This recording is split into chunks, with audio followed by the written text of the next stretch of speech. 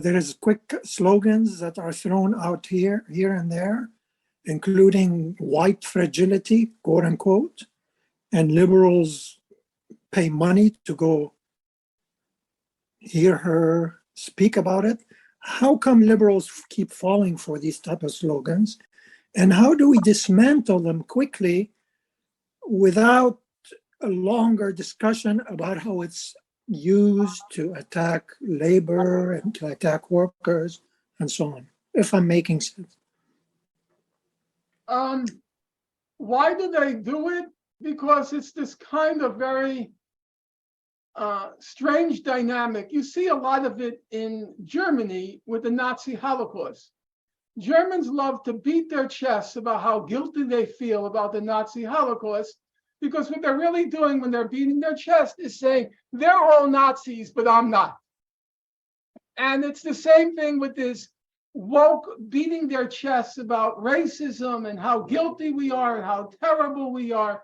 It's all a kind of theater, this putting on a display, a show of how good you are and how pure you are.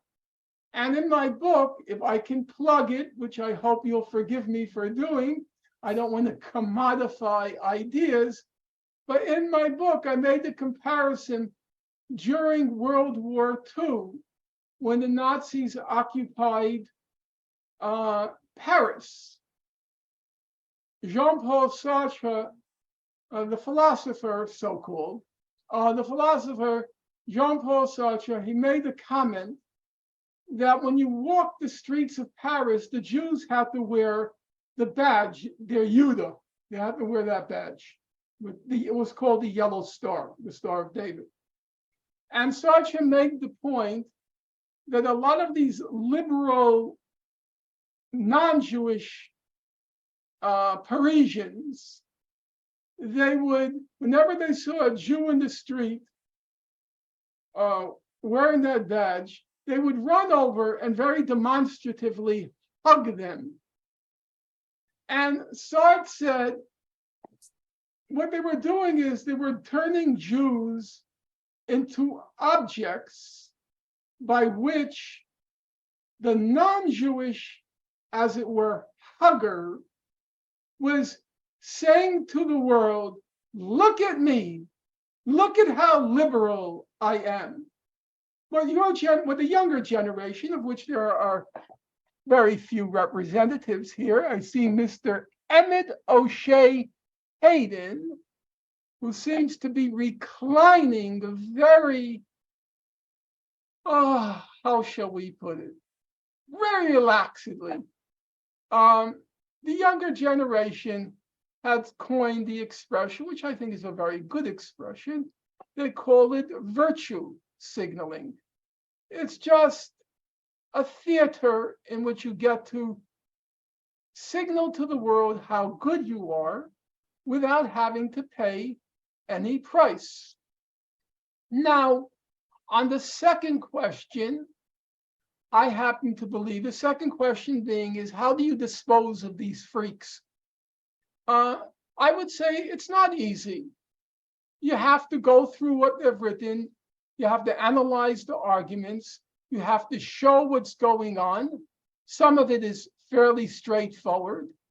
This utterly obnoxious, this Jean Favreau. He was one of Obama's speech writers, which in my opinion, it does not speak very highly of you. I think a Bazooka Bubblegum comic had more content than most of those speeches he wrote for Obama. But yesterday, there was you can watch it yourself. There's this program, which I promise you I never watch. I will never watch it. God Bless America. And Jean Favreau, who was the heartthrob of the Obama cult, Jean Favreau, he sits there with his chin rested on the palm of his hand, like Steve, if you see him now. And he says, now, you people who think about voting for Cornel West, just remember, if you vote for Cornel West, you are giving a vote to Donald Trump. So keep that in mind. You are giving a vote to Donald Trump. And he was saying this as if it were a revelation that I needed Favs, as he's called, Favs. I needed him to explain to me the mathematics. And I'm thinking to myself, with all due regard for anybody here who comes from a more conservative background, you stupid fuck. You're going to threaten me? You're going to hold me hostage to Joe Biden? I could figure out the math. I don't need you, Favs. Go write your idiotic bubblegum speeches for Obama, because you're not adding anything to the conversation here. I could figure it out, and I'll make my decision. So we have to sit down and we have to patiently analyze what's going on, first of all, with this whole woke phenomenon. And then secondly, figure out strategies for overcoming it. And I think that's not so easy. I think it requires thought to figure out how do we proceed. I think maybe it's much too soon to tell. Maybe Cornel West will offer an alternative, though I don't like alternatives framed in individuals. One of the virtues of Bernie Sanders' candidacy was, number one, that slogan, "It's not me, it's us." And Bernie's absolute refusal to personalize that campaign. He never talked about his personal life. He never talked about his feelings. He talked only about the issues. And I'm not getting altogether a good vibe from Cornel so far on that particular point. Now, I have to admit, because there are people here who are veterans of politics, that charismatic style of politics, whether it be a Martin Luther King or a Mahatma Gandhi, that charismatic style, which is very personality oriented, it has achieved many significant successes. I can't deny that. But I do not believe a genuinely liberatory politics can be individually centered, because ultimately, if you're committed to, as the International put it, the International shall be the human race. And there's a line in there, no more dictators, no more kings, no more gods. It's about, and here I agree with Bernie, it's about us. And I do worry about a too personalized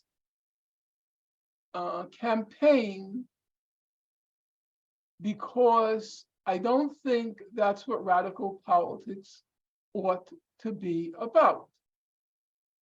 I also notice that Robert F. Kennedy is gaining significant traction. There can't be any question about that. He's been given what's called long-form interviews. And the more he's giving these long-form interviews running to an hour and more, the more rational he's sounding. Like, you can disagree with him on many points, but he's not a crackpot. You can say his studies that he cites regarding vaccines, you could say they are on the margins, you could say they're selective, but he does cite. And he does cite, in some respects, reputable studies. I'm not saying I agree or disagree. I'm just saying the more time he's getting, the more traction he's gaining. Personally, I would like to see an RFK Cornel West ticket. I think it could win. I think there's a possibility. I think it could win, but it doesn't look in the offing right now. I would say our main challenge right now, in answer to SMM triple X, is the main challenge right now is to keep a critical eye, not to succumb to any slogans, to patiently wade through the various documents as they become available on all issues.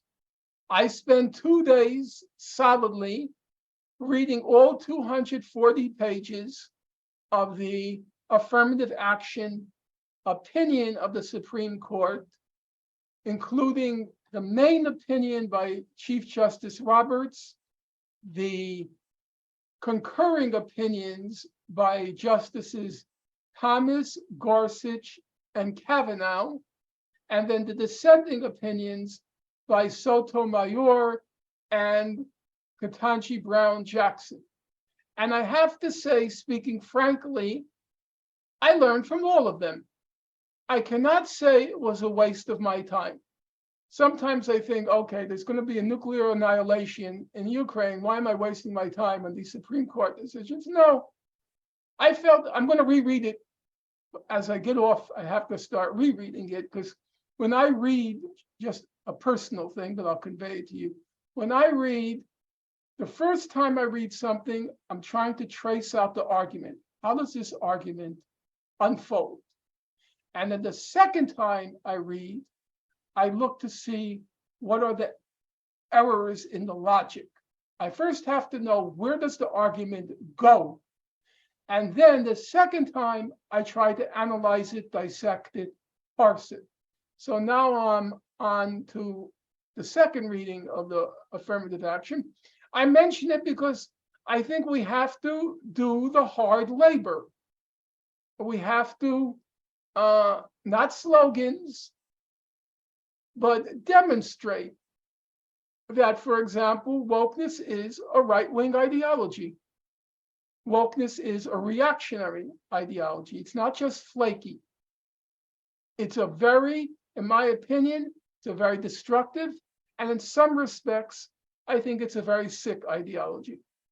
I'll give you one example which you're not going to like, and fine, take it and throttle me with it. I've had a lot of correspondence and conversation over this whole issue of puberty blockers for children who say that they're trans.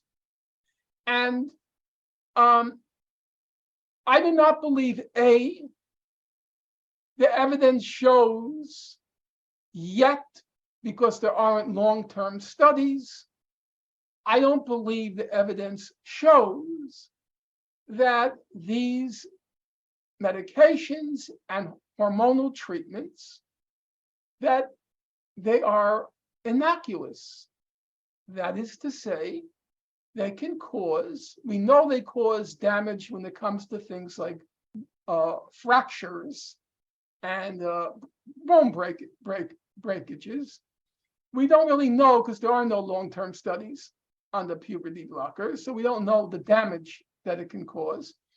And you have to couple that with the fact there is simply no systematic study that shows that the puberty blockers yield a positive outcome. They do not. There's no evidence. The British Journal of Medicine, the Journal of Endocrinology, they all state that the evidence is very weak that these puberty blockers yield a positive outcome. And as some of you know, because you're from Europe, the UK, Sweden, Finland, they're all scaling back the use of those treatments based on their studies, their medical studies. Why do I bring it up? Because everywhere I turn, whenever I get into this discussion, somebody says, the right wing, it's trying to stop the use of these things. We have to fight them. Right wing, we have to fight them. But maybe the right wing is right on this. So if you say, well, look at the medical evidence, people don't care. They don't care about the medical evidence. They care more about the cause than they do about the health of a child. That to me is a very real problem. That to me is a very real problem.